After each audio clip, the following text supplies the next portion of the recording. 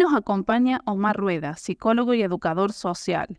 Omar es especialista en terapias de tercera generación y trauma y acompaña a personas que han sobrevivido el abuso narcisista, ayudándolas a sanar y reconstruir sus vidas.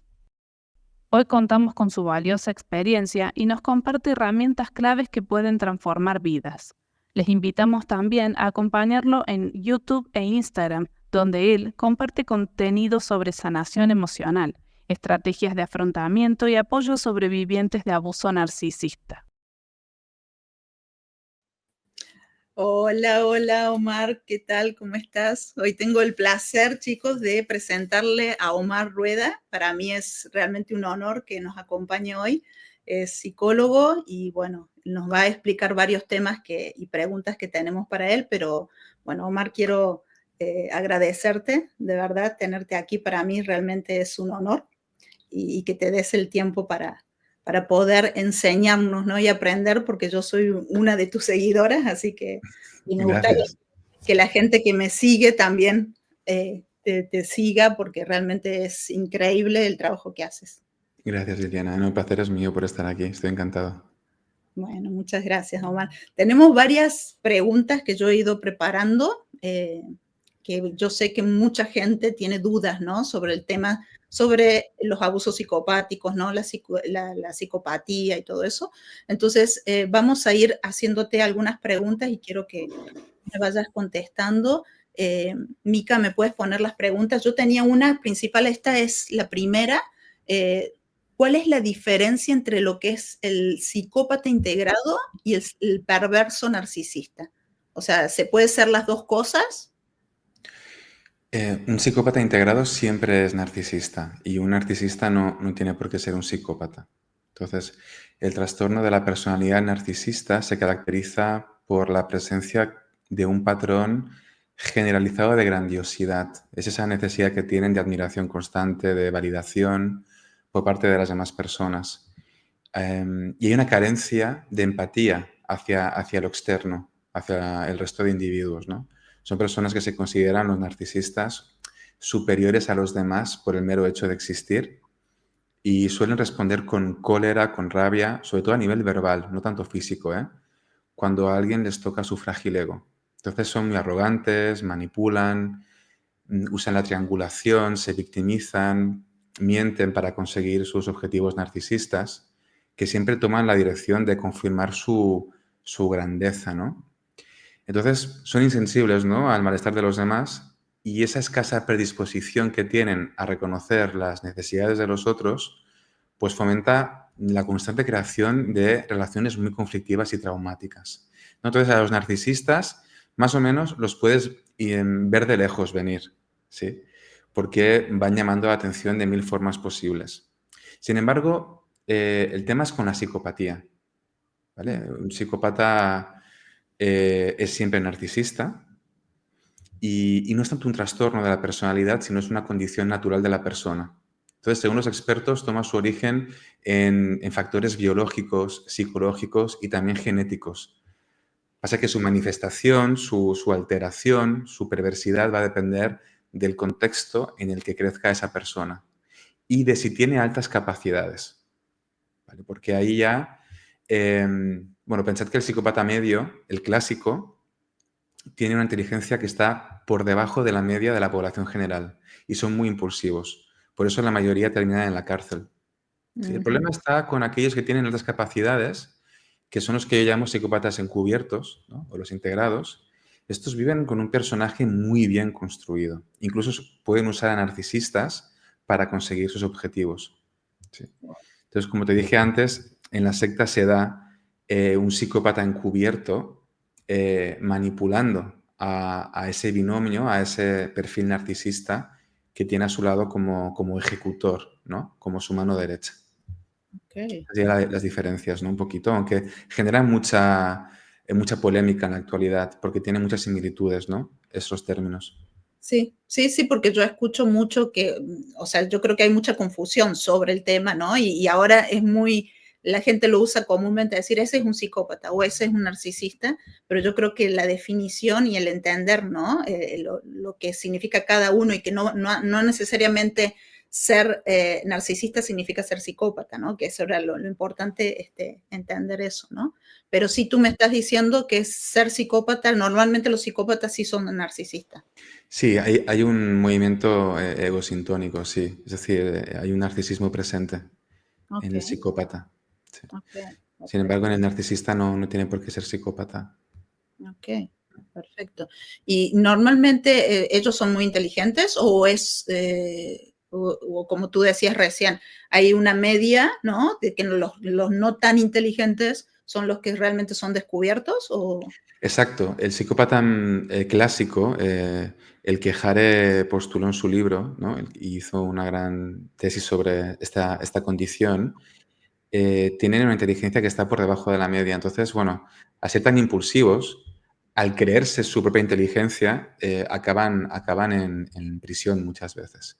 El problema es con este subgrupo, que representa un 15%, ¿no? De Ujú, la psicopatía, que posee altas capacidades, ¿no? Entonces, ahí hay una capacidad de adaptación, de integrarse, de que la condición esté siempre en un plano subclínico, ¿sí? Nunca entran a ejecutarlo, nunca se claro. manchan las manos, siempre utilizan a otras personas para conseguir sus objetivos ocultos, ¿no? Y bueno, es un perfil que blanquea su imagen muy bien, muy bien. Nunca dirías que a lo mejor estás toda la vida con una persona, ¿no? Encubierta, con un perfil así, y tú nunca lo sospecharías. Sí, sí, te entiendo totalmente. Bueno, en mi experiencia, justamente la persona ejecutora de todo esto nunca hacía las cosas, sino hacía hacer, ¿no? Eso es impresionante, sí, totalmente. Bueno, Mica, ¿tienes otra de las preguntas para que le... Ah, esta sí es súper interesante. ¿Por qué te elige un psicópata perverso? Porque a mí siempre, o sea, la pregunta estaba, ¿por qué yo, no? ¿Por qué yo o por qué las otras víctimas? ¿Por qué? O sea, si es que elige así al azar o realmente es premeditado, ¿no? O sea, ¿cómo? Bueno, son oportunistas, pero es premeditado normalmente y elige a sus víctimas porque, bueno, eres una potencial fuente de suministro. Si no, no te elige, ¿eh? Hay gente que dice, es que yo nunca me he encontrado con un perfil así, ¿no? Porque no le interesas. Porque si le interesases, tú hubiera elegido, ¿no? Si hubiera tenido la oportunidad. Mira, el psicópata perverso o encubierto, o el narcisista también, ¿no? No suele buscar a personas débiles. Pensamos que sí, ¿no? Que busca personas vulnerables, ¿no? Pero no, todo lo contrario, busca personas fuertes. Porque alguien debilitado, si lo piensas bien, tiene poquito que ofrecerles. Aguanta poco el maltrato y se quiebra enseguida. Y ¿no? Ellos quieren que aguante bastante, ¿no? Entonces se fijan en personas con unas carencias muy concretas de infancia, muy específicas, que tienen que ver con la humillación, con el abandono y con el rechazo. Son tres heridas traumáticas que hacen que las personas seamos más susceptibles a la manipulación, ¿no? A la manipulación neurótica. Entonces, este perfil ha aprendido a identificarlas en las personas con mucha precisión en fases tempranas de su vinculación emocional, para luego poder manipularlas desde ahí. Esto es un punto importante. Otro punto importante es que buscan a niñas, a niños buenos en cuerpos de adulto. Son perfiles que buscan a personas generosas, que dan mucho, ¿no? Que ofrecen mucho y que se sienten muy útiles dando. Individuos que van llenando su carencia afectiva, ofreciendo partes de ellas mismas, ¿no? Para complacer a los demás, para que los demás los reconozcan. Mostrando afecto para recibir migajas de amor y de aprobación muchas veces. Buscan a personas que viven el amor de esa manera, ¿no? Desde esa confusión, pensando que al dar van a recibir, cuando no es así. Entonces, el perfil encubierto o el narcisista se aprovecha de todo esto, ¿no? De esta tremenda herida de amor propio y la va activando progresivamente para que llegue a su máxima expresión. Otro punto importante es que buscan a personas que tengan este punto de amnesia, ¿no? A personas amnésicas, que tengan tendencia a olvidarse de lo negativo, porque fue olvidando, mirando hacia otro lado o incluso disociándose, cómo pudieron sobrevivir a su infancia o adolescencia, apartando la mirada de lo malo y decorando esa realidad desde cierta fantasía, ¿no? Desde algo positivo. Entonces buscan a personas que no puedan vivir en el rencor, que no reprochen nunca, que perdonen fácilmente, personas a las que les cueste mucho juzgar a los demás, porque saben que siempre van a anteponer por encima de todo el afecto que sintieron al principio de esa relación, delante del dolor que puedan estar experimentando en este momento, ¿no? En la actualidad con esa persona. Buscan a personas salvadoras, ¿no? Que tengan esta forma de estar en el mundo, salvando a los demás. Con un salvador o una salvadora es fácil manipularla porque solo tienes que activar el sistema de culpa, ¿no? En ellos y ya está, ¿sí? O hacerte la víctima para que te salven. Y también buscan a personas que estén familiarizadas con el abuso en general.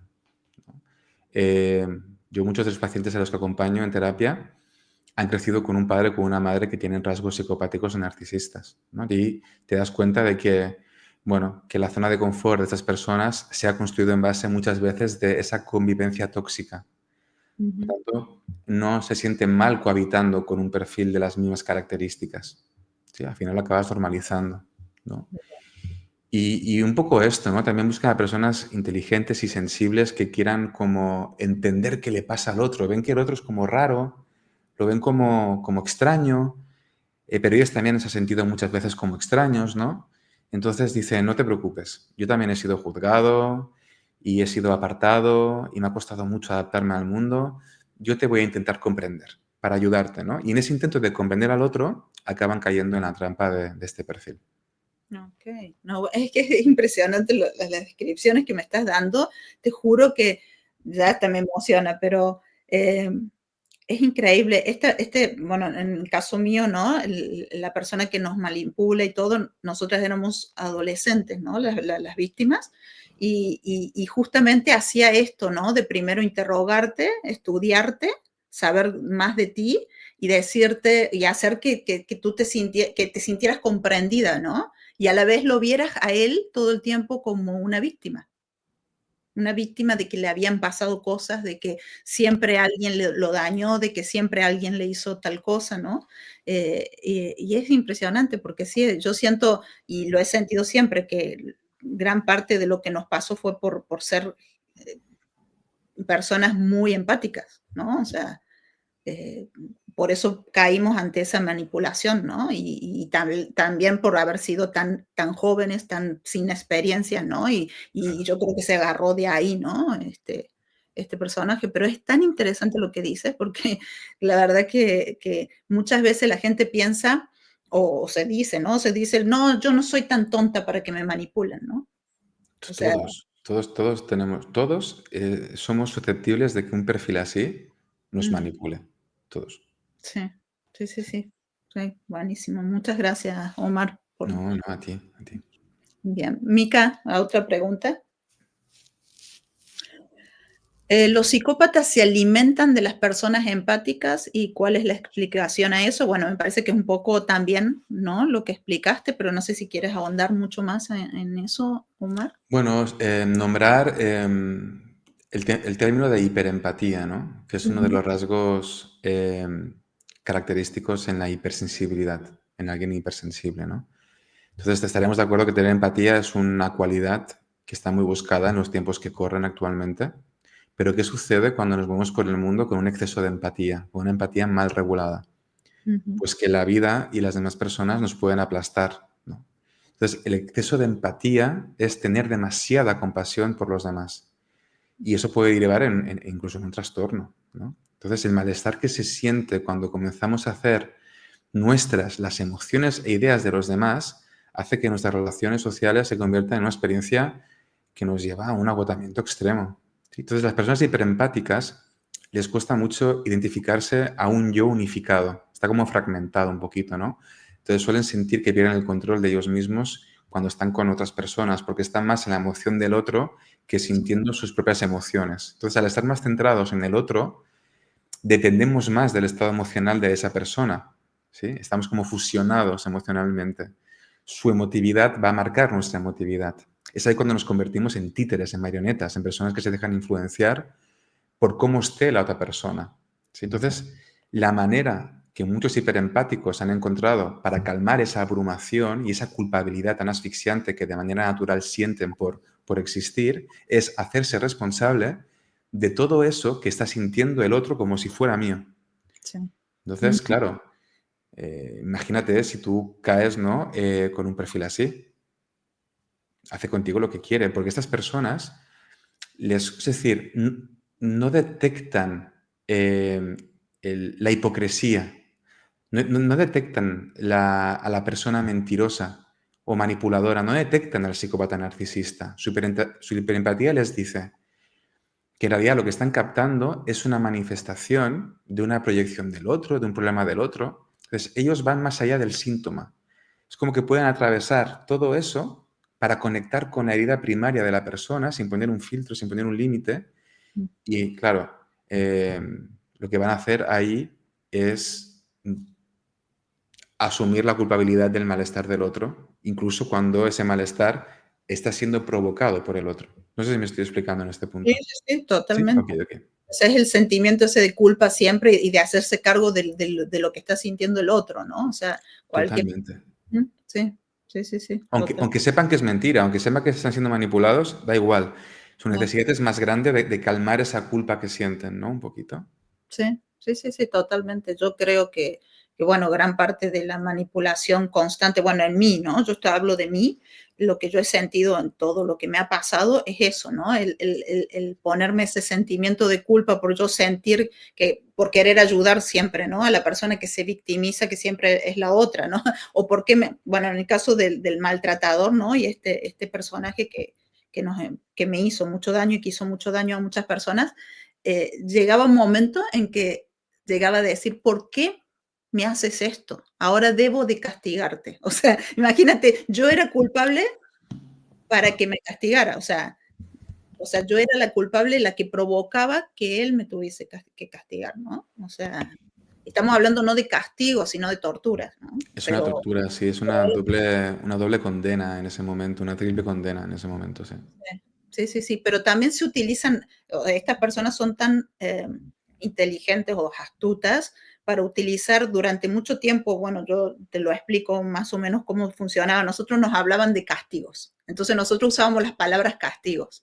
Ahora entendemos que eso eran torturas verdaderas, o sea, no era el castigo de no, te quedas ahí y ya está, ¿no? O sea, no era ese castigo, ¿no? Eran torturas, golpes, o sea, maltrato físico terrible, ¿no? Pasar hambre, o sea, tenernos días encerrados en un lugar, o sea, no, no, no, latigazo, darnos de 50, 100, 200 latigazos, o sea, eran torturas físicas terribles, ¿no?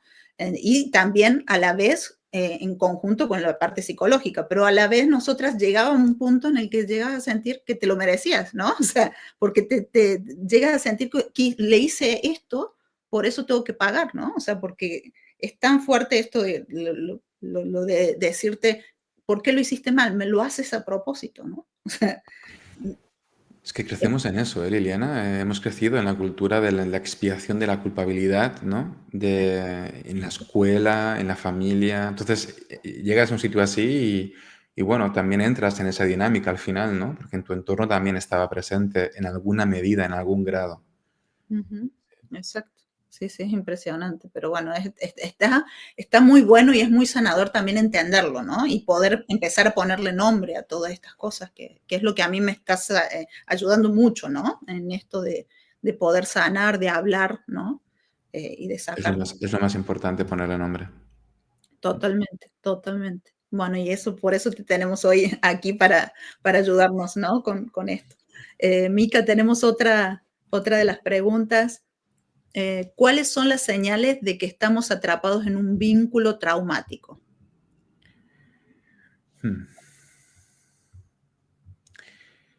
El vínculo, el vínculo traumático es un vínculo que parte de relaciones de poder, ¿sí? No es un vínculo sano de amor, de afecto, sino hablamos de un vínculo donde está muy relacionado el tema del poder. Entonces, en el abuso psicopático, hablamos de estafa emocional, que es un tipo de engaño muy específico. Entonces, ¿qué culpa tienes tú de confiar en la persona de la que te estás enamorando, por ejemplo, ¿no? Sin saber que te está engañando desde el primer día en que la conociste?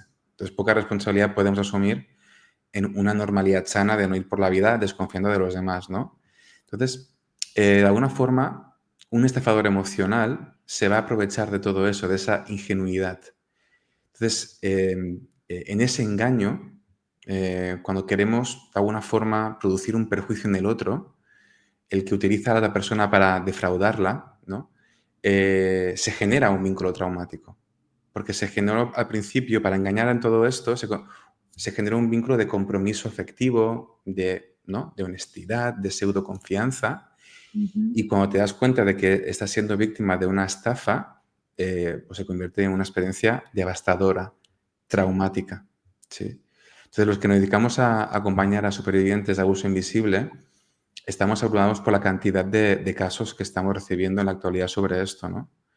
Entonces, bueno, para no irme por las ramas un poco, que me he desviado un poquito, el vínculo traumático toma su origen y su fuerza en el miedo, en la confusión, en la ambigüedad afectiva. Es el vínculo que nos lleva a rogar por un poco de amor de la persona que está abusando de nosotros, para sentir un poquito de agradecimiento, ¿no? De alivio, de reconocimiento, de atención, de ternura por esa parte, por esa persona. Es el vínculo que nos lleva a mendigar para recuperarnos un poco esa dignidad que estamos perdiendo en ese abuso, ¿no? Entonces, la programación mental del psicópata encubierto o de un narcisista se va instalando poco a poco en la persona, en las dinámicas psicológicas de su presa. Cuando esa persona, de manera repentina, nos muestra atención, nos reconforta de manera inmediata, después del abuso que hemos recibido, pues nos dejamos de sentir tan basura, ¿no? Nos sentimos menos basura. Entonces, el vínculo traumático no es un vínculo sano de amor. No va de dentro hacia afuera, sino que va de fuera hacia adentro. Y esto quizás parece una tontería, pero tiene sentido. Es una alegoría a procesos de profundidad o de superficialidad. Sí. También toma su raíz en el refuerzo intermitente, en esa explosión de amor y en esa posterior devaluación. Y entra también en juego la dependencia emocional, en la creencia de que no puedo vivir sin el otro. Entonces, ese vínculo traumático es el pegamento que te impide alejarte de la persona que está abusando de ti por culpa, por miedo y por esa vergüenza traumática. ¿Vale? Entonces, como decíamos antes, para romper el vínculo traumático, lo primero es ponerle nombre a lo que me está pasando, porque si no estoy en la confusión, estoy en la ambigüedad. Exacto. Exacto, porque lo sientes, pero no sabes qué es, o sea, o si estás en lo correcto en cómo manejar, porque a veces también hay mucha confusión y si tienes personas alrededor que te confunden, ¿no? Porque te dicen, no, estás equivocado, estás exagerando, o esto, lo otro, y eso, y más esta persona cuando te manipula, genera esa confusión también, más dudas, ¿no? Y tú ya estás abajo, ¿no? Ya te sientes tan poco. Yo también en determinado momento he sentido eso, que tú dices, o sea, estás tan mal, tan sometida y tan, pero a la vez sientes que no tienes otra vida, ¿no? O sea, yo sentía dentro de esta, como nosotros le decimos, disque familia, ¿no? Que así se le llamaba a este grupo, ¿no? Que no era una familia, por supuesto, ¿no? Eso es lo que le llamaba así este personaje, ¿no? Pero era como que nos había desarraigado tanto, ¿no? Tanto de nuestra casa, de nuestros afectos, que llegó un momento en el que tú ya no te sientes que perteneces al mundo real, ¿no? O sea, y cuando sales de eso, sientes que también extrañas lo que se convirtió, ¿no? En parte de tu vida en ese momento, y es terrible, es terrible. Es terrible, o sea, es muy complicado para mí explicarlo, ¿no? Porque yo sé que el que no ha experimentado este tipo de sometimiento o de manipulación, ¿no? O como tú dices, no sé si decirlo esto un vínculo traumático, pero es complicado explicar cómo se siente la persona, la víctima, ¿no? Y cómo lo explicas, porque desde afuera te dicen, pero si tienes la puerta, ¿por qué no te fuiste? Si me entiendes por qué, Si eres adulta, ¿por qué no? Sí, esto es el típico argumento, ¿no? De personas que le quieren quitar credibilidad a un abuso, ¿no? Invisible. Pero es que es esto, es que estás tan confundido, estás tan en shock por el trauma, es como que no te lo puedes creer lo que te está pasando, ¿no?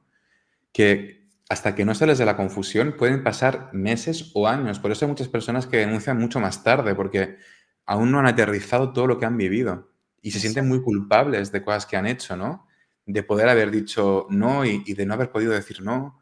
Pero pues hablamos de manipulación, hablamos de un tipo de abuso muy civilino. Es un hackeo total de la mente de la persona. Es increíble, sí, es totalmente porque te va llevando, como tú dices, un proceso, ¿no? Claro, Cuando te das cuenta ya estás ahí y es cuando ahí te cuesta salirte, ¿no? O sea, no es tan fácil como... De hecho, yo cuando logré mi libertad en aquellos tiempos, me tardé más de un año para ya, poder hablar y aceptar, porque me molestaba escuchar, ¿no? O sea, del tema y aceptarlo, ¿no? O sea, es muy complicado aceptar lo que viviste, aceptar que, que fuiste parte, que sufriste eso al día de hoy, en mi proceso, porque ahora estoy en todo el proceso nuevamente, ¿no? Porque realmente en aquel momento no tomé la terapia suficiente, es como que si hubiese hecho, lo que hice fue dejarlo a un lado, ¿no? Todo el trauma lo dejé durante años ahí, pero estaba ahí. Y ya, pasaron 20 y pico de años y se abrió, ¿no? La caja, ¿no? Nuevamente. Y empecé a leer mis declaraciones, empecé a leer mi diario de entonces y todas las imágenes se me vinieron así. ya. Y empecé a desbloquear. Y es el proceso que estoy teniendo desde hace un año acá, ¿no? De así, de sacar, también fue físico, ¿no? Yo me sentía descompuesta, sentía náuseas, imagínate, en todo mi Sí, claro. proceso es increíble, sentía náuseas, sentía ganas de vomitar y es lo que siento que estoy haciendo de alguna forma u otra en sacarlo, ¿no? Claro. Hacia, Sacas lo pero tóxico, sí, sí, es muy corporal. Y aparte, has tardado 20 años, pero hay gente que podía pensar, ¿cuánto tiempo? No, no, no, es que uno lo saca cuando está preparado para sacarlo. Uno lo saca cuando puede, cuando eso que va a sacar no le va a destruir la psique. Es que exacto, sacarlo antes es como un proceso de volver a abusar de la persona. Tú vas a un terapeuta que te quiere sacar a la fuerza el trauma y es volver a abusar de la persona. No, no, hay que respetar el proceso, el ritmo de esa persona. Y si el trauma se queda toda la vida ahí, será por algo. Será ujú, por algo. Porque no puede salir. sí, ¿Me explico? Entonces sí, sí, tú hace un año tuviste las condiciones, o hace dos o hace tres, se fueron gestando las condiciones para que tú pudieras empezar este movimiento de resignificación de tu trauma. sí, ¿Cómo? Con tu canal, ¿no? Expresando tu vivencia. Así estás resignificando todo eso. Sí, exacto. que es la manera de trabajar trauma. Sí, sí, porque también siento que lo necesito para cerrar, ¿no? También un Claro, ciclo, también para dejar limpio el camino a mi hijo, ¿no? Porque se merece también una mamá que esté bien, ¿no? En todos los sentidos. Entonces, yo creo que es muy importante, ¿no? Esto, ¿no? Trabajarlo, sanarlo, sacarlo hacia afuera y también principalmente entender estos procesos, porque a mí me da mucha paz cuando yo te escucho, Omar, y te digo, de verdad te sigo y escucho tus videos y me da mucha paz porque estoy entendiendo lo que pasé, ¿sí me entiendes? O sea, entiendo esos procesos y te quita mucho peso, mucha culpa, ¿no? Esa culpa que tú sientes de haber pasado por eso y no haber entendido por qué lo permitiste, ¿no? Y después entiendes que no es tu culpa, ¿no? Que fuiste parte de víctima, ¿no? De alguien así, pero sí cuesta, ¿no? O sea, yo creo que es gran parte de lo que le pasa a muchas víctimas que se tardan muchos años, que, o como tú dices, no lo sacan nunca, ¿no? La culpa, la vergüenza. Yo tengo algunas amigas víctimas, ¿no? Que vivieron lo mismo que yo y que recién ahora están pudiendo sacarlo después de más de 20 y pico de años también, otras que lo sacaron antes, pero que tenían mucho más bloqueado que yo algunas situaciones y recién ahora al hablarlo empiezan o al escucharme a mí dicen, wow, sí, me acuerdo, y ¿sí me entiendes? Y eso es impresionante, ¿no? O sea, es hay impresionante. un efecto de apoyo también, ¿no? En el grupo, cuando una persona lo logra y invita al otro también a incorporarse en eso. Hay como un sentimiento de seguridad, como que se está dando algo sí, en armonía con el no aislamiento en el que antes estábamos, ¿no? Por eso cuando una persona saca a la luz un abuso, mucha gente aprovecha para compartir también su testimonio, ¿no? Hay un efecto como contagio y es por esto, es por el sentimiento de seguridad, de no ser únicamente la persona visible, ¿no? Sino Ujú. que va a haber como un apoyo grupal que te va a sostener en todo eso. Sí, sí, de hecho yo lo he tenido a esta experiencia, te digo, al canal lo abrí para contar mi historia, pero yo no sabía lo que iba a significar para otras personas, personas que yo no conozco y que empezaron a escucharme y decirme, oye, gracias a ti hoy me animo a denunciar, o gracias a ti, te digo, yo siempre digo personas desde 70 años a chicos jovencitos, ¿no? Que fueron y que me dicen, hoy, gracias a haberte escuchado, me animo a denunciar o a hablar del tema, ¿no? O a tomar cartas en el asunto. O sea, eso para mí significa muchísimo, pero te juro que no me había dado cuenta de lo que podía llegar a significar para mucha gente el escuchar a otra persona y sentirte tan identificada y decir, sí, yo también puedo hacerlo, ¿no? Sí. Es, Sí, es muy sanador. sí, totalmente, totalmente. Bueno, Mica, vamos a otra pregunta. ¿Cómo reacciona el psicópata o el narcisista al perderte? ¿Y por qué no soporta que tú seas quien pone el límite? Ok. Este perfil, en cuanto sospecha que puede perder a su presa, su lenguaje corporal empieza como a cambiar. Se activa como un nerviosismo en ellos. Es como que se ponen más rígidos. Y sus dudas se terminan por confirmar cuando van comprobando que las conductas de su presa hacia ellos empiezan a cambiar, ¿no? Sus intentos de activar sus heridas emocionales ya no funcionan, la persona deja de caer en sus trampas. Entonces, en esta fase, la víctima ha roto mucho de la confusión cognitiva, ¿no? Y la persona empieza a mirar las cosas con mayor claridad. A partir de aquí, es como que ya no necesitamos gastar nuestra energía justificando nuestro punto de vista o defendernos de sus ataques, ¿no? Nos hemos puesto por encima de todo esto.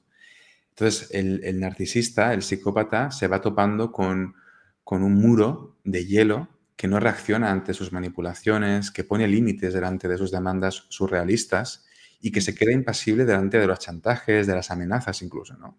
Y esto va a despertar la ira, una ira narcisista.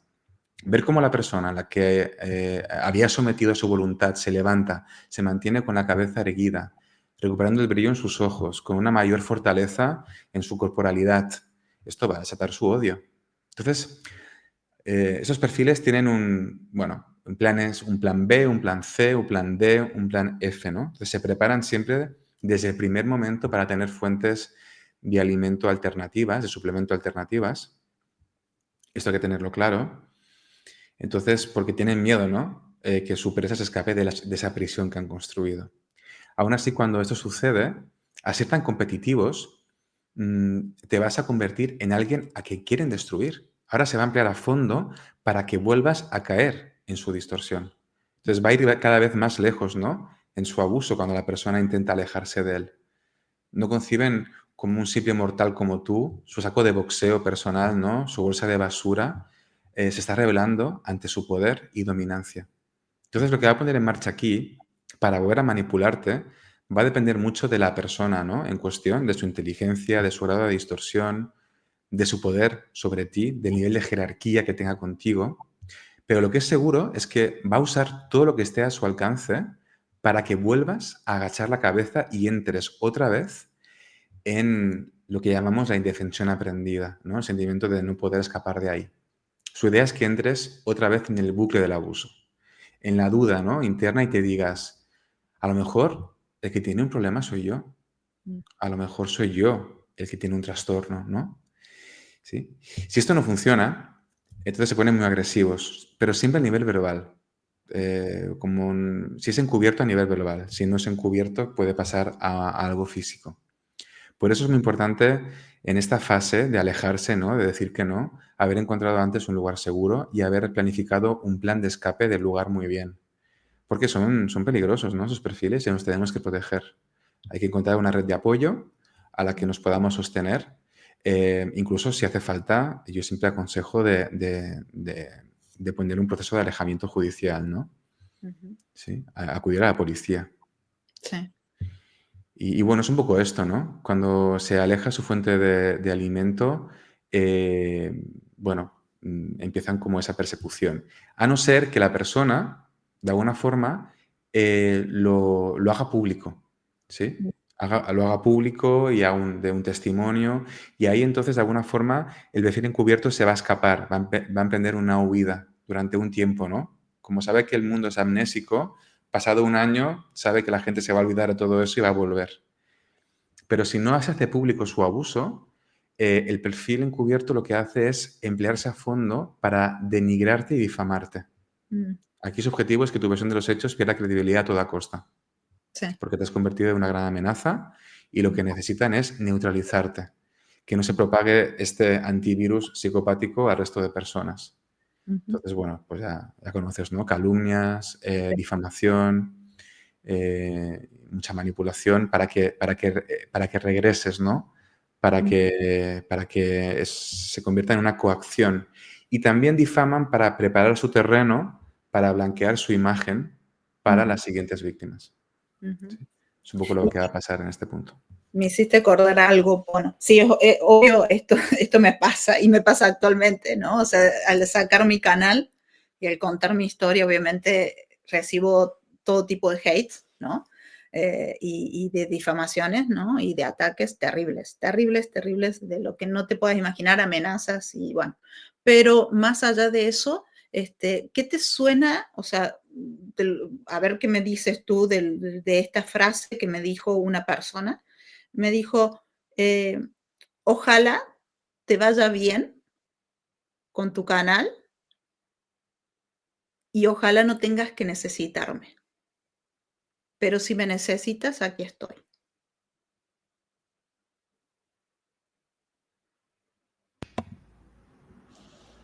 ¿Esta persona que te lo dijo es este hombre? No, Ah, es otra persona por la que fui manipulada. ok, hace parte del engranaje de manipulación. Ujú. Ok, no es una... Claro, es una frase que de por sí, sin contexto, puede parecer como muy bonita, ¿no?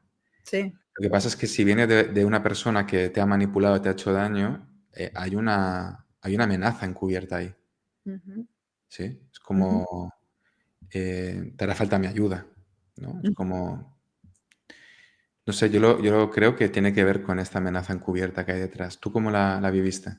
No, yo lo sentí así, sí lo sentí como eso, sentí como, ojalá que no tengas que necesitar de mí, o sea, Claro. así como creyendo que yo voy a necesitarla, ¿no? O sea, como que es tan importante esa persona que me va a hacer falta en algún momento, y de alguna forma u otra, como estamos hablando de esta campaña de difamación, como para que poder volverte a regresar, ¿no? Te pegan tanto, tanto, tanto, tanto, como para que tú te sientas mal, ¿no?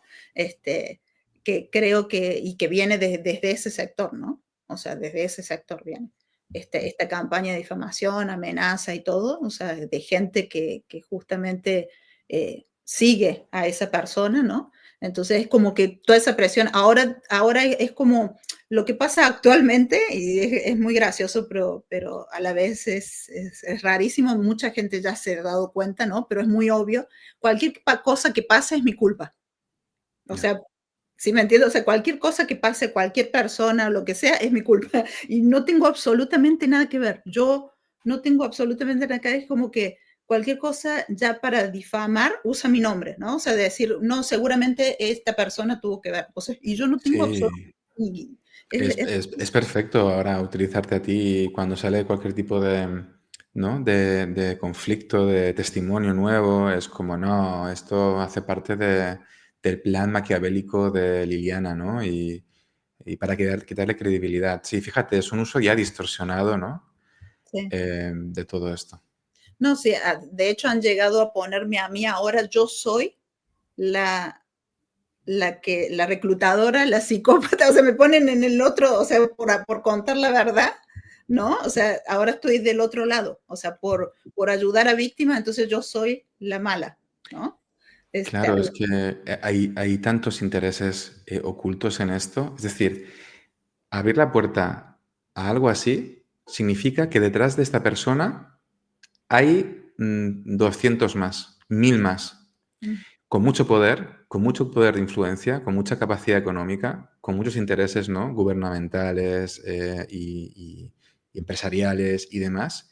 Entonces, es como si cae este, caemos los demás. Entonces, vamos a hacer aquí un blindaje, vamos a desacreditar cualquier tipo de testimonio, vamos a usar el tema del feminismo, ¿no? Es todo un pedazo de distorsión, de bola, de confusión, para que todo sea ambiguo y se quede en esa lectura de es una loca más, ¿no? O es un loco más. Sí. Exacto. Porque hay mucha gente que tiene miedo. Si cae uno con poder, ¿por qué no caen todos los demás? Pues, ¿me Sí, explico? sí, no, y eso es lo raro, porque las víctimas no tenemos poder, pero tenemos la verdad, ¿no? O sea, y eso Claro. como molesta, ¿no? La verdad como molesta, es más fácil los que pueden comprar o los que pueden pagar personas que salgan. A mí hay gente que me ha salido, que no realmente no he tenido una relación y salen a decir que yo les dije que y tú dices, ¿qué es esto? O sea, ¿sí me entiendes? O sea, me aparecen personas con Ya. a las que no le he hecho nada, ¿me entiendes? Pero bueno, Bueno, oportunistas que pueden llamar la atención así, personas que están financiadas.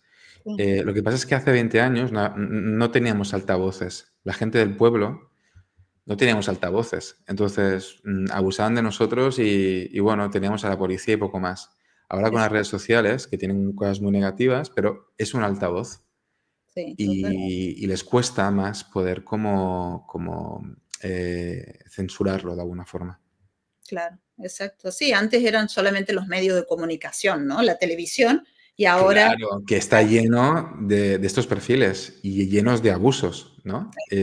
Bueno, es que es un melón que cuando se abra, ¿no?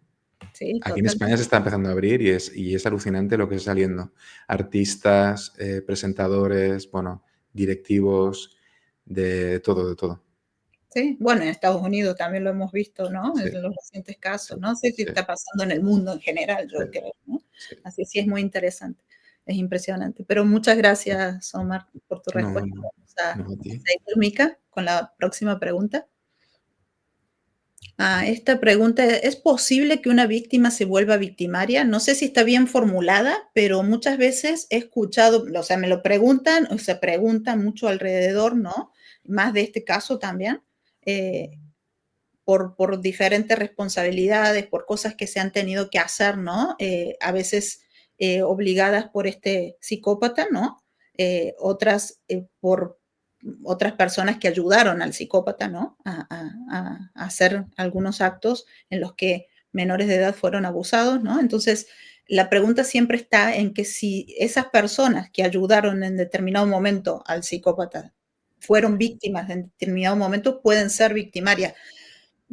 Esa es la pregunta, ¿no? Que todo el mundo se hace, ¿no? Y que no queda clara, ¿no? Y a nivel jurídico me lo han dicho, ¿no? Pero a mí siempre me interesa mucho la parte psicológica, ¿no? Porque este es un caso que muchas de las razones por las que no se entendieron hace 20 años, Omar, es justamente porque el daño, ¿no? Que no era visible era justamente el daño mental, la cárcel mental en la que vivíamos y que nosotras no sabíamos, no teníamos experiencia. Imagínate, cuando yo salgo de ahí tenía recién cumplido 21 años, ¿entiendes? O sea, yo había entrado siendo una adolescente y salgo, o sea, fui abusada siendo adolescente, ¿no?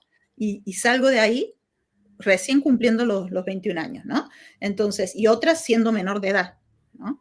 Entonces, la experiencia en cuanto al mundo información, y salimos a un mundo súper machista en ese momento en el que las víctimas no eran, no había la información de las víctimas ahora, no nos dieron ni siquiera apoyo psicológico, nunca nos hablaron de eso. Cuando yo fui a hacer una denuncia, Omar, en mi propio país, la misma policía, ¿no? En su momento no estaba preparada para este tipo de casos, entonces te tomaba la denuncia cualquier persona, ¿no? O sea, cualquier policía, y terminando de contar detalles terribles, ¿no? Te estoy hablando de detalles de abusos sexuales, ¿no? O sea, bien fuertes.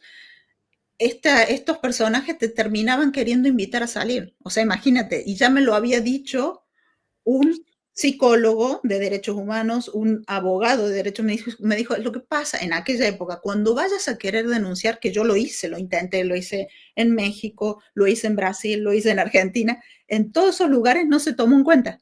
Y me dijeron, te vas a sentir más violada de lo que fuiste. En aquel momento me lo dijeron. Ya. Y yo decía, pero ¿cómo puede ser? O sea, ¿cómo puede ser que entonces uno no puede decir la verdad, no puede contar lo que le pasó y no pasa nada? O sea, no sucedió nada. Y fue terrible, ¿no? O sea, así salimos, ¿no? Siendo nosotras las niñas que quisieron, que por fama, o sea, se prestaron a ser abusadas. O sea, imagínate, o sea, terrible, o sea, y que nuestros padres nos vendieron cuando nunca fue así, ¿no? Pero esa fue como la historia que contó el abusador Sí, para el proteger. argumento de invalidación de todos. ¿Eh? Exactamente, y esa es la historia que le compró todo el mundo, ¿no? O sea, se la compró el abusador y nosotras fuimos las condenadas, ¿sí me entiendes? Y al día de hoy hay un sector que todavía, o sea, el sector que protege a esa gente, que les conviene seguir pegándole a las víctimas, ¿no? Es terrible. Pero bueno, perdón que la pregunta era, iba a la pregunta, pero te quería como comentar más o menos a qué iba, ¿no? Y por Claro, qué claro. todo esto. Para mí o sea, lo que me viene con esa pregunta es que para mí son monos voladores. Es decir, que son víctimas a la vez que perpetradores indirectos o directos. ¿Vale? Entonces, el término de monos voladores viene de la historia del Mago de Oz, ¿no? En que la bruja utiliza a un ejército de monos, ¿no?, voladores para que le ayuden a conseguir sus malvados planes. Entonces, aterrizado a la jerga, ¿no?, de la psicopatía, son personas que un psicópata narcisista o encubierto pues utiliza para ejecutar sus órdenes desde una triangulación perversa y masiva. Entonces, el psicópata utiliza lo que llamamos el triángulo dramático de Karpman, donde está la víctima, el perpetrador y el salvador, ¿no? Y hace que esa dinámica cambie cuando como quiere él, ¿no? Entonces, los monos voladores muchas veces se ponen en el lugar de salvador porque él, el psicópata, se pone en lugar de víctima acusando a la víctima de perpetradora. Entonces se juega con este movimiento, ¿no? Bueno, entonces en ocasiones muy concretas el abuso se perpetúa de manera indirecta, ¿no? Entonces es como que lo hace a través de ese ejército de seguidores. De esa manera el psicópata no se mancha las manos, sino que va a utilizar a sus sicarios, la mayoría de ellos que son manipulados por él, para llevar a cabo sus ataques y ese plan de destrucción contra aquellos que pues cuestionen su autoridad. Y elige, por eso son a la vez víctimas, ¿no?, y perpetradores, porque elige a sus monos voladores de la misma forma que elige a su víctima. Son expertos, ¿no?, leyendo a las personas desde la empatía cognitiva que tienen. Entonces seleccionan a sus secuaces en función de una serie de atributos. Personas fácilmente manipulables y empáticas o con tendencia a las conductas tóxicas. También eligen a personas narcisistas, ¿no? Entonces, bueno, utilizan a cada uno para una cosa diferente. A las personas empáticas porque dan validez a la narrativa y porque se creen sinceramente que esa persona es víctima y es inocente, ¿no? Y a los tóxicos porque pueden poner en marcha su afán de destrucción. Y utiliza a estos monos voladores, pues, un poco de manera diferente, de manera alternativa según sus fines. ¿Sí? Okay. Unos para generar más presión, más maltrato, más sentimiento de indefensión por el sentimiento de grupo, y el otro para generar culpa, para generar compasión hacia el psicópata. ¿Sí? Sí. Entonces el objetivo es es como difamar, coaccionar y marcar un precedente para que el resto de personas no intenten nunca contradecir sus premisas. Exacto. Sí, sí, sí. De hecho, es real eso. O sea, él no hacía nada. O sea, todo se iba haciendo a través de un circuito, ¿no? O sea, había una persona que traía a las víctimas y la otra persona que hacía todo como esta manipulación para hacerlo ver al psicópata, ¿no?, como la víctima, como una persona que era carente de cariño, que había sido maltratado, que esto, que lo otro. Entonces, es como un juego, ¿no? O sea, el circuito lo que pasa es que cuando lo estás viviendo no te das cuenta. O sea, uno nunca va a pensar que te van a engañar así, ¿no? O sea, uno llega, a ti te hacen una propuesta, en el caso nuestro, de una beca de estudio, ¿no? Una beca de estudios artísticos. Y claro, imagínate uno con la ilusión, siendo adolescente, lo único que quieres es eso, y también sabiendo que vas a trabajar con el artista que uno admira, ¿no? Entonces, eso también yo creo que ha sido uno de los plus, ¿no? En este caso. Y, y que estas personas que él utilizaba, que seguramente para mí sí fueron víctimas de él en determinado momento, eran muy angelicales, muy, muy bonitas, muy amables, muy carismáticas y saben cómo llegar, ¿no? Entonces, yo creo que es como te digo, este circuito en el que uno nunca va a sospechar nada malo, o sea, hasta que llegas y hasta que caes, ¿no? Y como tú dices, para mí fue traumático entender que no era real. Cuando yo descubro que no era real toda esa mentira en la que yo creí, ¿no? En la que me lloraron, en la que me hicieron todo el juego, porque me lloraron de verdad, ¿no? O sea, y me pidieron hasta que lo hiciera por esa persona que yo admiraba. O sea, es terrible, ¿no? O sea, el darte cuenta para mí fue súper traumático. Y de ahí es que yo siento que me cuesta horrores confiar en las personas, porque todo el tiempo estoy pensando, ¿me está hablando de verdad? ¿Me está diciendo la verdad? O me está queriendo engañar, ¿no? Porque es terrible, es terrible. Es una secuela que es muy, muy común, ¿no? Esa desconfianza. Sí, Porque es más, es que estos monos voladores, los que son tóxicos, ¿no? Suelen ser narcisistas, incluso eligen a las presas para esa persona. He tenido casos de así, no iguales, ¿no? Pero que tienen como similitudes, donde las ayudantes elegían a la mujer ujú, ¿no? O a la mujer o a la víctima, ¿no? Por atributos, tal, es como, no, esta persona sí que es perfecta para, ¿sí? Y claro, ya hay como un punto de complicidad, ¿no? De complicidad en el abuso. sí. Sí, de hecho sí era así, era así. A mí, por ejemplo, cuando me buscaron, eh, yo era bailarina de un programa de televisión y a los 2 meses ya me habían visto y mandaron a buscarme y mostraron unos videos y dijeron: "Esa", ¿no? O sea, 14 años tenían cuando me eligen, ¿no?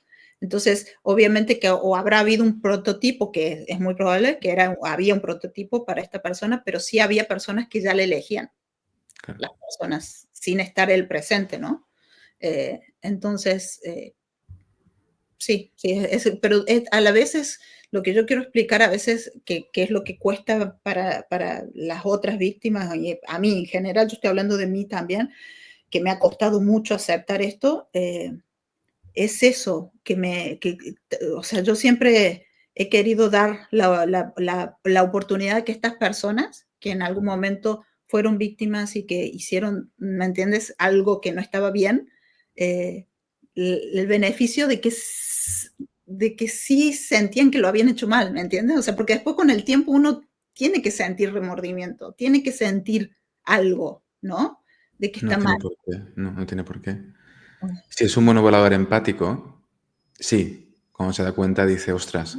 Es que eso Pero es lo si es narcisista, si las condiciones son esas, no hay remordimiento. El narcisista ujú. no tiene capacidad de sentir la culpabilidad ni el remordimiento. Entonces no, van a seguir en ese delirio de alguna forma. Ah, okey, okey. Bueno, claro, esa era la parte que a mí me costaba, ¿sí me entiendes?, aceptar.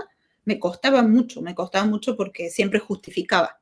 Yo siempre tiendo a justificar a las personas en el sentido de: "No, debe ser por esto". Es como que siempre trato de verle el lado de que no, seguro lo hizo por tal cosa, ¿me entiendes? Sí, Y siempre, o sea, son casos particulares siempre, ¿no? Pero se da ese binomio, ¿no? En todos estos grupos sectarizados mm, está el perfil psicópata, que es como el líder o la líder, y siempre utilizan, ¿no? Un binomio que es narcisista, que ujú, entra en ese delirio. Entonces, el psicópata encubierto tiene mucha capacidad de manipular al narcisista mm, bueno, pues es como una mano derecha implacable, porque tampoco conecta con las emociones de rango superior. Entonces, al final se convierte en una estructura de pura destrucción en ese aspecto, de pura manipulación. okey, No okey. suelen elegir perfiles empáticos como manos derechas, sí como monos voladores que están Mm, engañados, ¿no? Que están manipulados y estafados, eso sí, sí. Y sí, esos sí. son los que se despiertan, ¿no? A veces y se unen, ¿no? A la iniciativa. Ujú. Sí, sí, yo creo que lo estás describiendo y realmente es impresionante. Bueno, sí, me queda mucho más claro, la verdad, gracias, Omar. Mica, ¿hay más preguntas? Mm, No, bueno, esto era lo que estaba hablando recién, de si una víctima reconoce el dolor de otros y pide disculpas, ¿eso la pone igual que las personas que al día de hoy no pueden admitir lo que hicieron? No sé si es más o menos lo mismo que hablábamos recién. Sí, sí, tiene que ver, ¿no? Con Ujú, esa capacidad de darse cuenta cuando sí, sales de la distorsión. Hay mucha vergüenza, ¿no? Hay mucha culpabilidad cuando eres empático y te has dejado llevar por esa estafa de tan grandes dimensiones. Y hay un proceso interno a hacer también, porque tú también has sido víctima en alguna medida. mm, El perfil narcisista que entra dentro de ese sectarismo no lo va a reconocer nunca, no va a pedir perdón. Si pide perdón es por un tema legal o es por un tema de blanqueamiento de imagen, pero no desde un lugar honesto. claro. Sí, porque sí es verdad que a uno como víctima a veces necesita, no sé si necesita que justamente en todos los casos la persona te reconozca el daño, ¿no? Pero sí te da paz de que de alguna forma se sepa la verdad, ¿no? Que se sepa lo que sucedió contigo y por eso para mí sí es importante. De hecho, yo he hecho un proceso y cuando he hecho daño también a alguna persona, ya sea sometida, ¿no? Por obligación, le he pedido disculpas y para mí ha sido tan importante eso, ¿no? Porque sé que es importante para la otra persona también, ¿no? Que reconozcan desde la honestidad nutre la herida de la injusticia. Es una herida traumática ligada a una gran traición, ¿no? Sí. El abuso psicopático tiene que ver con esto, con la traición y con la injusticia. Y cuando alguien te lo reconoce, es como que de alguna forma le pones cremita, ¿no? A esas heridas traumáticas y ayudan mucho a recuperarse. Totalmente, totalmente. Es lo mismo que creo, ¿no? Y bueno, es también una de las razones por las que estoy en este proceso, ¿no? O sea, en, en hablar, en reconocer, ¿no? También mis errores, en lo que haya tenido que hacer, que a mí me duele, ¿no? Terriblemente, pero sí contarlo y sabiendo que no es mi culpa, ¿no? O sea, no es mi culpa lo que pasé, pero sí es necesario externar, ¿no? Este dolor, ¿no? Este dolor para poder sanarlo y no siento ya esa vergüenza, porque muchos me dicen, no tendrías que contar tal cosa, no tendrías que... Y yo yo lo siento como una necesidad, ¿no? O sea, para mí sí es una necesidad.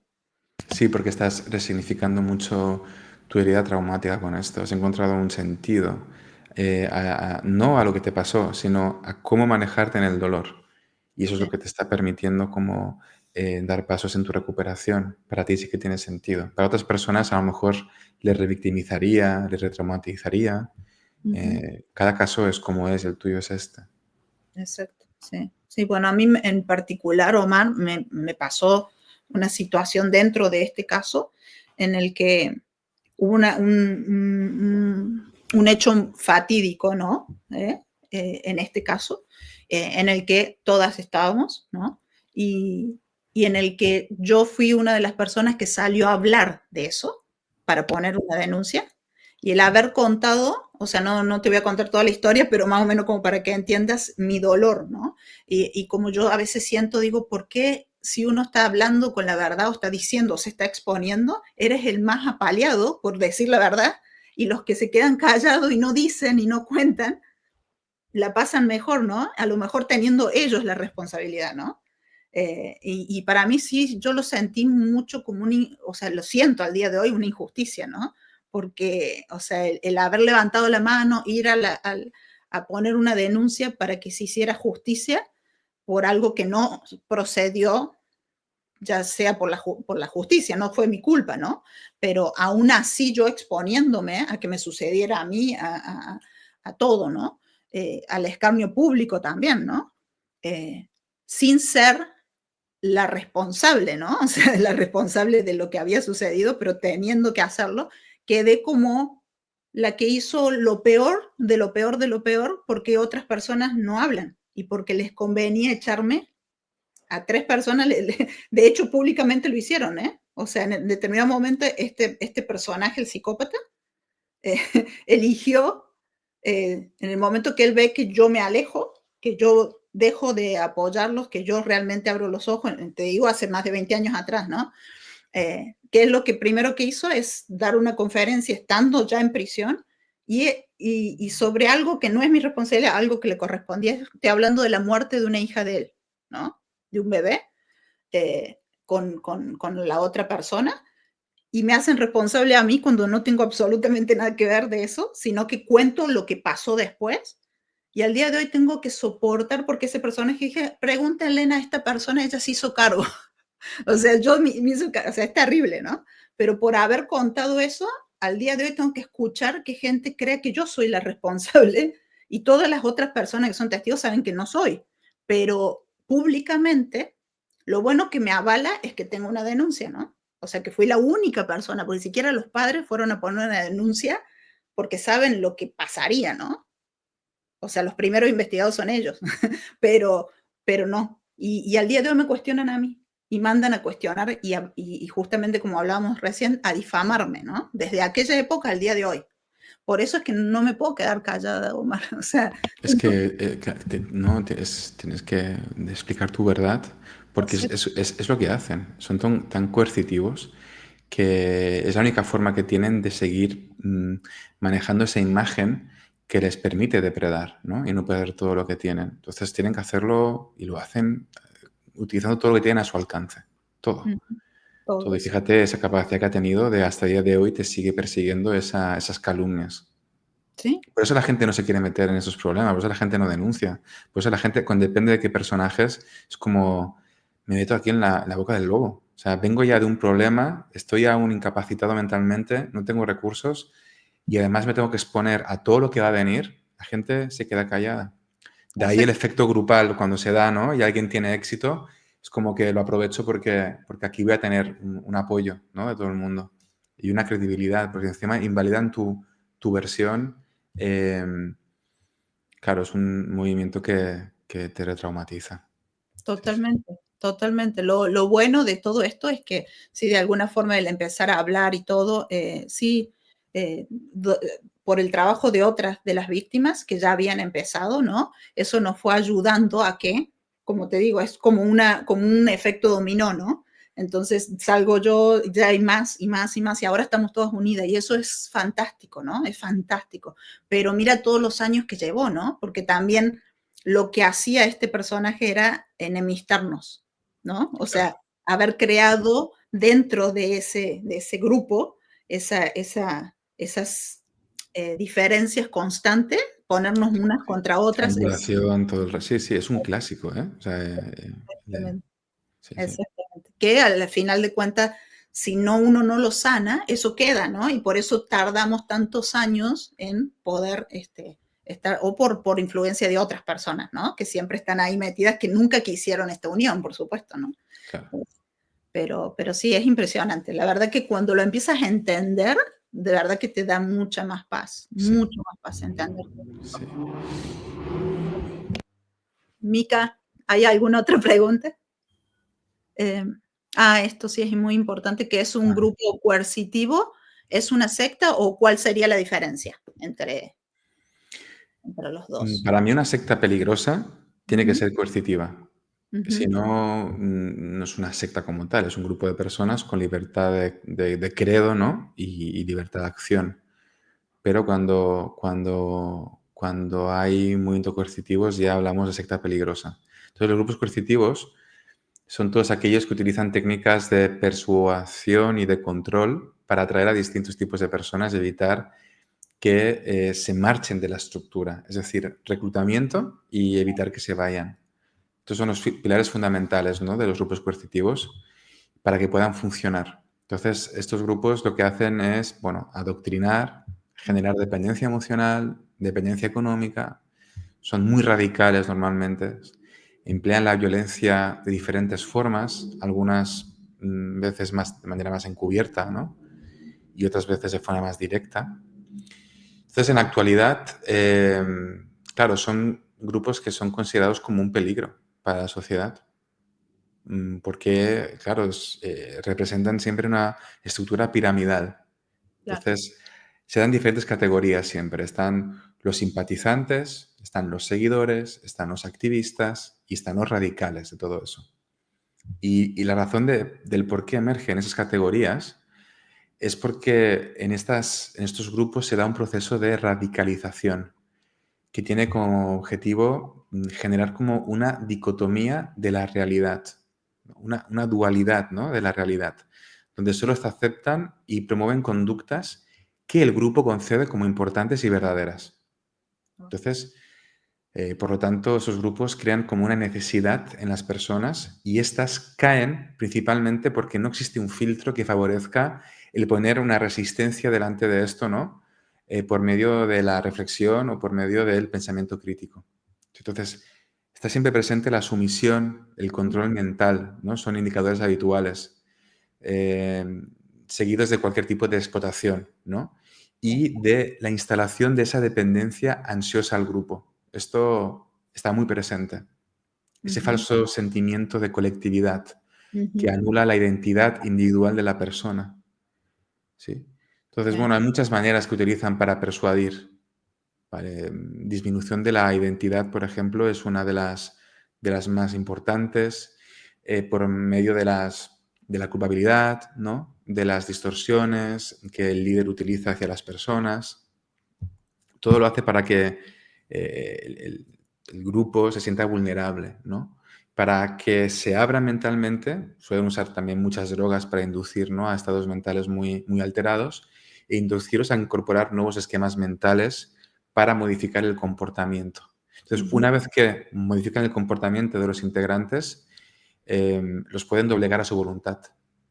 Y ahí es cuando se otorgan los refuerzos sociales y materiales, ¿no?, los premios o los castigos que tú mencionabas antes. Así es como estimulan, ¿no?, este control del entorno, esta manipulación, esta demanda, incluso de la pureza a veces, ¿no? Yo, por ejemplo, hace poco he intervenido en una secta espiritual, así un poco sin querer, y muchos testimonios de los que me han llegado tienen que ver con esto, ¿no?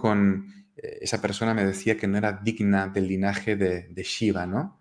Desde ahí conseguían pues cualquier cosa, ¿no? Conseguían que empezaras a desconfiar de tu pareja, de tus familiares, ¿no? Y es que mi pareja me ha dicho que desde que estoy aquí estoy un poco extraño, más distante, ¿no? No, esto es porque tu pareja no es digna del linaje de no sé quién, ¿no? O no es digno de la pureza y empiezas como a aislarte y a anularte en esa identidad, ¿no?, que vas perdiendo. Y bueno, ahí está, ¿no?, el tema de lo coercitivo, ¿sí? Para que no pueda salir nunca más de ahí. Claro, porque lo que pasa es que muchas veces había esa confusión de lo que la secta tenía que ser sí o sí con una religión, ¿no? O sea, sí sabemos que el grupo coercitivo es una secta, ¿no? O sea, se manejan así, pero lo que es decían, por ejemplo, en nuestro caso, que lo nuestro no era secta, pero tiene lo mismo, tiene exactamente lo mismo que el grupo coercitivo. O sea, no, por eso yo me decía, no, bueno, pero la diferencia es la religión. Pero Sí. aún en este caso, fíjate que yo ahora que estoy contando justamente estas etapas, ya en este último periodo antes de que este personaje fuera descubierto en Brasil, donde pasamos las peores etapas, ¿no? O sea, las peores torturas, ya él estaba totalmente, cada vez fue agravando más las torturas porque estábamos en huida, en realidad no nosotras, sino él, pero nosotras no lo sabíamos, ¿me entiendes? O sea, esa era la historia, ¿no? Primero empezó la huida supuestamente por un libro de una ex esposa que iba a sacar la verdad, que la sacó, y esa fue la razón por la que nosotros sabíamos que nos estábamos yendo a otros países, pero no sabíamos que ya lo estaba siguiendo la Interpol, ¿no?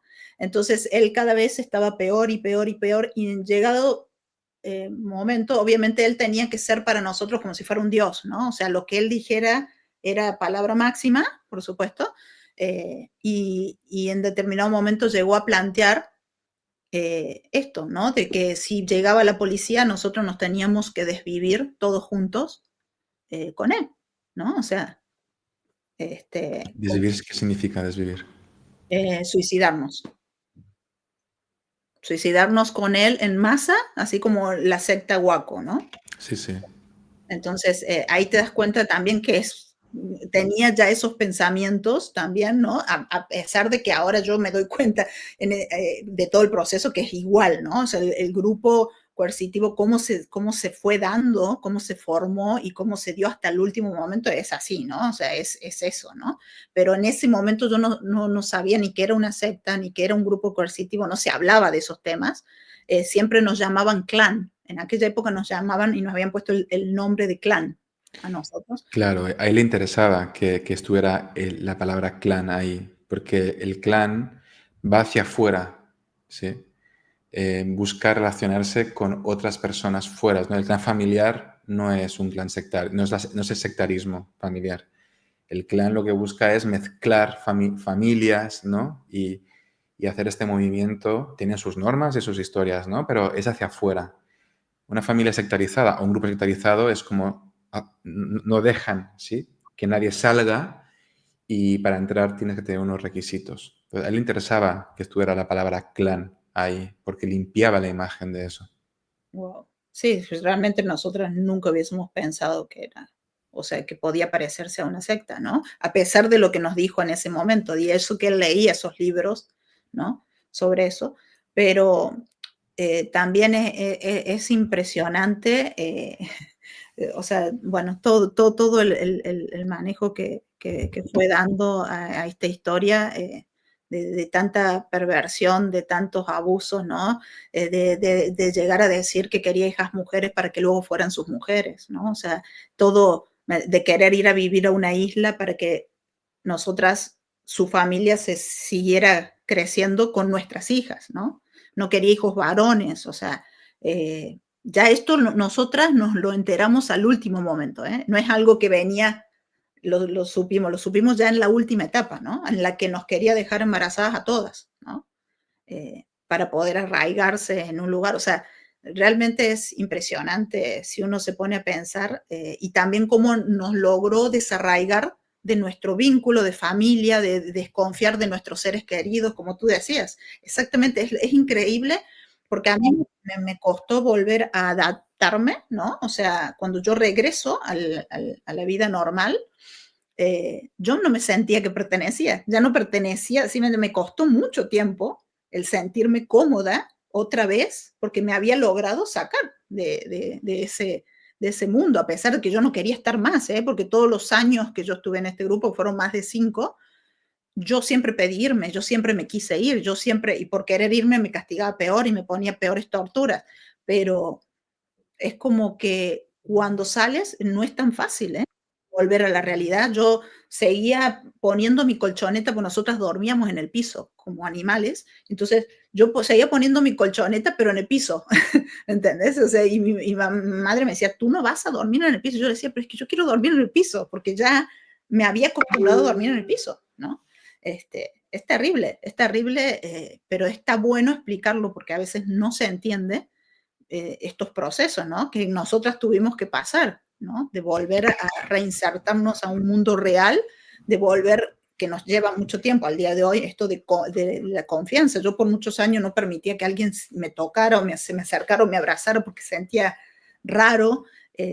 Teníamos prohibido mirar a hombres, teníamos prohibido que un hombre nos rozara porque recibíamos, si no, 50 latigazos más y cada vez iba sumando, así de grave, ¿no? Y nosotras, no, es terrible, es Con terrible. este tipo de castigos, el condicionamiento que se da de la conducta es muy elevado.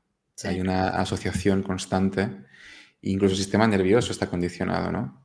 Entonces, desprogramarse de todo esto requiere de mucho tiempo, claro. Sí, por eso para mí era tan interesante esto que yo te escuché una vez hablar a ti, Omar, y también me sentí muy así identificada con el tema de la cárcel mental, ¿no? Porque mucha gente a nosotras nos critica porque no entienden lo que vivimos, no entienden el por qué no podíamos irnos, por qué no podíamos, del terror psicológico que teníamos, porque a veces explicar cómo él nos sometía en el sentido de que si no yo llegué a un momento en que le decía, mátame, o sea, lo provocaba para que ya terminar con todo, ¿no? Pero no pasaba eso. ¿Qué hacía él? Agarraba a un niño, a un bebé, uno de sus hijos, y le pegaba. si yo no hacía lo que él quería, o agarraba a otra persona y decía, la mato, ¿eh? Tú no te calmas y yo sigo. Entonces, sabía, ¿sí me entiendes? O sea, Sí, que no era ya pegarme a mí, sino cómo someterme, ¿no? sí, se llama violencia vicaria, ¿no? Es terrible y saber que es capaz de cualquier cosa, ¿no? Porque todo lo iba cumpliendo. Por eso te digo, y también vivir el día a día, no solamente con tus castigos, sino escuchar los castigos a otras personas. O sea, te digo que la tortura es constante, ¿no? O sea, Sí, sí, ¿no? Y estamos a 2024 y aquí en España creo que hace poco fue el primer juicio que ganó una persona por un tema de violencia vicaria, ¿no? Pudo demostrarlo. wow, Y se da muchísimo que o papá o mamá haga daño a su expareja a través del niño o de la niña. Y ya te digo, estamos en 2024 y hace poco aquí en Barcelona fue el primer juicio que se ganó al respecto. wow, wow. Bueno, de hecho, yo te comento, ¿no? Nosotros vivimos un año, uno de los periodos de escape, el primer lugar donde él se exilia es en España. Un año estuvimos en España. Muchos de los delitos y de una de mis peores épocas fue en España, ¿no? O sea, es impresionante y ojalá se pudiera hacer algo, pero como son tantos los años, como son tantos, dicen que prescriben y toda esa historia. Yo soy española también, tengo nacionalidad, mi papá es español, pero, o sea, siempre he intentado, como te digo, en muchos lugares hacer justicia, pero siempre esto de también de la prescripción, que me parece injusto para las víctimas Sí. de casos y delitos, porque uno puede hablar, yo puedo hablar ahora tan así como abiertamente y me costó mucho tiempo, ¿no? Porque también no nos lo permitieron en aquel momento, porque era como que no te creo, ¿eh? No te creo, estás mintiendo. De hecho, cuando hice una de las denuncias me llegaron a decir, pero tú qué hiciste con ellos. Yo provoqué que me violaran. Yo provoqué que me castigaran, ¿me entiendes? O sea, porque quise, porque me prometen ser artista y no lo cumplen, ¿me entiendes? O sea, El sistema judicial es un sistema que hay que cambiar enterito. En sí, Alemania hace poco condenaron a un hombre, 90 años, que participó, ¿no? en las matanzas, ¿no? de la Alemania nazi. Hace que hablamos de 60 años y no, para ellos no ha prescrito. Aquí en España eso es inviable. Sí, de hecho, en el poder han estado personas que han provocado masacres en la época de la guerra civil y después han estado en el gobierno de la transición democrática y cada país, ¿no? Hay países que son muy, muy distorsionados, están muy traumatizados y otros que lo llevan mejor, ¿no? sí, Entonces totalmente. De hecho, depende mucho de eso. sí, sí. De hecho, ahora nosotras sí estamos unidas dentro de una causa que es lo de la Corte Interamericana para que hagan algo con respecto a México, ¿no? Porque México no hizo nada en su momento, teniendo 11 denuncias de víctimas, ¿no? Declaraciones, y si tú las leyeras, Omar, te mueres. O sea, de lo que dice son brutalidades, ¿no? Y que ellos pensaran que eso no eran pruebas suficientes. O sea, y solamente una de las... Imagínate que hay detrás tapando todo eso. Por eso te digo, o sea, es terrible, eso es terrible, el daño que se nos hizo en su momento, cuando era el momento, ¿no? De hacer, porque también esa persona, ese tipo, está libre. ¿Me Sí, entendés? sí. Al día de hoy está libre como, y está cerca o estuvo cerca de sus hijas. Entonces, yo me pregunto, o sea, o sea, se pueden haber evitado un montón de abusos más. Sí, sí, pero si el sistema judicial no funciona, no funciona. Y entonces, es que no hablamos de una denuncia, no hablamos de un testimonio, hablamos de 11, ¿no? Entonces, quiero Sí, decir que eh, son palabras mayores. Hay muchas personas que dicen, ya, es que ahora los testimonios, claro, ¿y quién los verifica, no? Hombre, te pueden difamar siempre, ¿no? Pero cuando ya un grupo de personas se une, ya la excusa del complot, la excusa ya no se aguanta por ningún lado, ¿no? no, y son Entonces, declaraciones de hace claro, 24 aparte años, son declaraciones juradas, ¿no? Por vosotros, es decir, que no hablamos de cualquier cosa. no, y de hace 20 y pico de años, no es algo que nosotros ahora cambiamos la versión y que Claro, estamos, claro, no estamos inventando con más nada. motivo. Exactamente, es triste, pero bueno, es parte de eso. Bueno, ¿hay alguna otra pregunta, Mica, que nos quede así ya? ¿Por qué crees que nuestro depredador le llamaba a este grupo donde estábamos familia, ¿no? Porque eso sí llamaba mucho la atención, que él siempre, cuando a mí me dice la verdad de este grupo, ¿no? Después de haberme hecho creer que, que era su novia, ¿no? Después de un abuso, ¿no? O sea, yo fui abusada, inmediatamente me hizo su novia, ¿no? Entonces, al tiempo, me dice, tú, te voy a contar la verdad. Lo que ves aquí alrededor es mi familia. Y como tú eres importante para mí y estas personas me aman tanto, quieren que seas parte de mi familia, de la familia, ¿no? Entonces, así se trata. Obviamente que es, como te digo, esto no es que yo estaba enamorada, ¿no? O sea, estamos hablando de que fui llevada a una situación en la que soy abusada, en la que inmediatamente mi abusador me dice: "Eres mi novia", y todo el mundo alrededor jugaba esto de que era la novia de este señor, ¿entiendes? O sea, es complicado, pero una niña de 16 años, así Ya, así ya. fue con todas las personas, ¿no? Con la mayoría de las personas, Qué con un grupo barbaridad. de personas ayudando a que eso sucediera, ¿no? Es que fíjate, es lo que hablábamos antes, ¿no? Es una forma de blanquear también lo que está haciendo, de que nadie sospeche, de darle como emotividad. No, no es una, o sea, es totalmente sectario, pero al ponerle la palabra familia lo blanquea, lo humaniza, ¿no? Juega con lo más sagrado que hay. Y eso Ujú. le permite poder manipular mejor, ¿no? A la gente que hay ahí. En este caso, tú eres un perfil empático, confundido por todo eso, ¿no? Entonces, cuando te dice, venga, mi grupo te abre las puertas y es importante, ahí te induce a la confusión de todo eso. Sí. También el tema de verlo como una familia permite que se puedan recrear dinámicas de lealtades familiares, dinámicas de triangulación familiar, de competitividad, ¿no? También le permitía que los integrantes entraran en la confusión, ¿no? De la proyección hacia él como una figura paterna, simbólica, ¿no?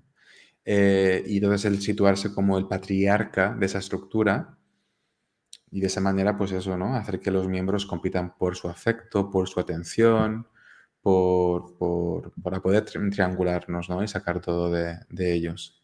Sí. Ujú. Ahí Así. está, yo creo que el punto de referencia, el blanqueamiento y el poder usar las dinámicas de una familia en esa obra de teatro donde había elegido a personajes de manera muy estratégicamente pensado para que cada uno estuviera en el rol que le correspondía.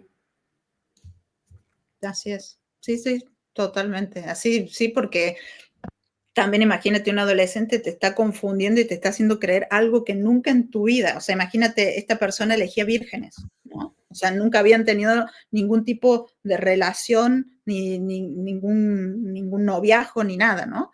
Entonces, esta persona te dice que eso es amor, ¿no? O sea, el abuso es el amor y que de verte a él es lo más grande que puedes hacer, ¿no? En tu vida, ¿no? Y que si realmente, o sea, tú te tienes que sacrificar por él, si realmente lo amas, que nosotros no sabíamos, no lo amábamos, pero tenías Es- que creer que lo amabas, ¿no? Y Esta es la tenías, narrativa de las sectas, es como te tienes que entregar al maestro, a la maestra, te tienes que pues, entregar, sí que es sectario, o sea, que pasa que no había un dogma espiritual detrás, era otra cosa, pero sí, sí, sí, sí, porque de hecho las cartas, nosotras teníamos problemas y no le escribíamos te amo al final. O sea, no, o sea, por eso pues yo tengo un conflicto terrible con la palabra te amo. Ahora actualmente la puedo decir. Me costó años, Omar, años decir te amo. O sea, lo podía decir en otro idioma, pero no lo podía decir en español. Me provocaba mucho rechazo, porque sí, era, es un disparador traumático para ti. ujú, así, sí, sí fue muy. Ahora puedo decirle a mi hijo, es como que ya no lo veo como una mala palabra, pero me costó mucho, me costó muchísimo no verla como una mala palabra, o sea, como algo Ya. muy doloroso. Porque para ti era un acto de traición cada vez, ¿no? Que lo hacías, sí, y de confusión y de... Exacto, así es, así es. Bueno, yo creo que ya no quedan más preguntas, me dice Mica, entonces ya no quedan más preguntas. No sé si tú quieres agregar algo más, Omar. No, que yo no conocía muy bien la historia y bueno, te remueve, ¿eh? Te deja movido por dentro, es muy impactante. Y mira Sí, que estoy acostumbrado, ¿eh? A la exposición de estas realidades, pero tu caso es un caso como de una persona muy peligrosa, muy peligrosa. sí, totalmente, totalmente. Hay algo que sí te quiero consultar porque el otro día lo decía yo, me ha pasado ya que durante mucho tiempo cuando salgo de este grupo yo estaba así como un robot, ¿no? O sea, cuando contaba los hechos, los contaba robotizada porque durante mucho tiempo no me permitía este personaje estando en el grupo, si yo lloraba tenía 50 latigazos. Entonces, si decía eran más, ¿no? O sea, si me ponía un castigo un día se transformaban en 2 meses, ¿no? Y esos 2 meses y comer basura, ¿no? O sea, comer basura, era terrible, o sea, cada vez eran las torturas peor, peor, peor, peor. La denigración era terrible, el grado también de juego psicológico al último, de decir, estás saliendo de un castigo porque supuestamente lo hiciste bien, imagínate cómo nuestra cabeza de estar contenta porque te estás dejando salir un castigo, porque a lo mejor entras a otro, ¿no? Pero estás saliendo de este, y que el tipo, cuando sabe que te va a decir, ya está, terminaste tu castigo después de estar 2 meses luchando, te diga, no, sabes que no lo lograste, todavía no. Y jugar, ¿no? Con eso y ya a mí se me brotaban las lágrimas y obviamente la cara se me transformaba porque ya no lo podía evitar y él me decía, ay, qué lástima, quería ver cómo reaccionabas, veo que te enojaste, te va a tocar otro día más. ¿Me entiendes? O sea, eso constantemente, o sea, Sí, sí, y es el abuso invisible totalmente.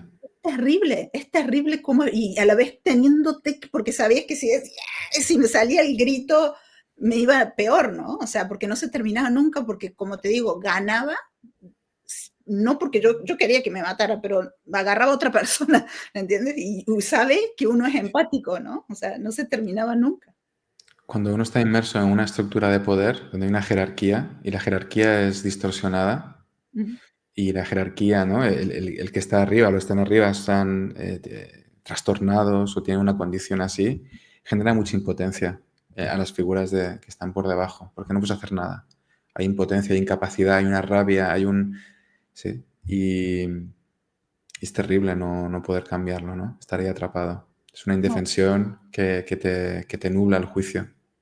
exacto. Sí, No poder defender, ¿no? A sí, la otra tampoco, porque sabía que si yo la defendía, le tocaban a ella 50 más y a mí también. O sea, ¿me entiendes? O sea, lo empeoraba, no era que la ayudaba a la sí. persona. Era terrible, terrible, terrible.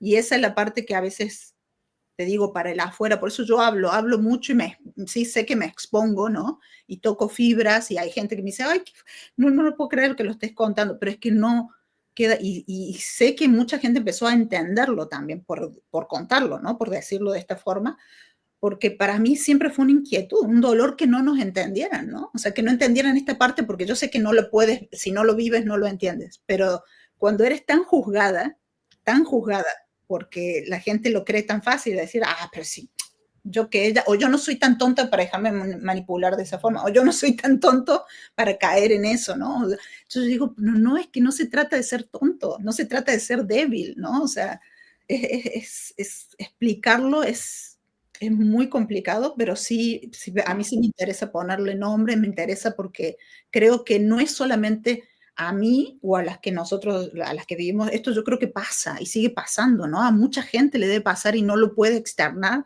en diferentes niveles, lo que sea. Nos pasa con algunos de nuestros gobiernos, ¿no? Nos pasa en empresas, nos pasa en... Esta dinámica la puedes extrapolar a un montón de estructuras y ahí ya empiezas a poner el nombre a lo que está pasando y dices, madre mía, ¿no? Exacto, Puede ser algo local, puede ser algo muy, muy extendido. exacto, exacto. Pero bueno, yo te agradezco, Omar, de verdad No, estoy a ti, feliz de haber hablado contigo, de verdad, de que nos igualmente. ayudes a entender estos temas, porque para mí es mi misión, ¿no? Ahora sí es mi misión, el ver que mucha gente está despertando, ¿no? Mm. Entendiendo, a mí me llena mucho y Sí, me alegra. algún día conseguiremos que el abuso psicopático entre en el DSM-5 o en el DSM-6, en el próximo, ¿no? Porque no está presente. y lo tocan, ¿no? Ni en carreras ni en nada, tocan el narcisismo un poco por encima, sí, pero hay mucho desprestigio, ¿no? Sobre esta realidad. También es cierto que ahora mucha gente habla de esto y a cualquier cosa le pone el nombre, ¿no? Entonces hay que tener un poco de cuidado de no generalizar cualquier conducta tóxica con conductas psicopáticas. Ujú. Pero sí es importante y visibilizar casos reales, ¿no? Ponerle esas experiencias, aunque sean duras, a las personas las sitúan dentro de ese marco. Sí. Hay que estar preparado para poder también escuchar estos relatos, porque hay mucha gente que se retraumatiza, hay gente que es muy sensible Sí. y eso se le hace como daño, ¿no? Hay que estar preparado. Pero una vez que lo estás y puedes atender a esto, es muy liberador, ¿no? Te sientes como acompañado y te alejas de esa soledad desgarradora del abuso. Exacto. Mm. Sí, se sienten menos solos, ¿no? Y se Sí. sienten entendidos, exacto.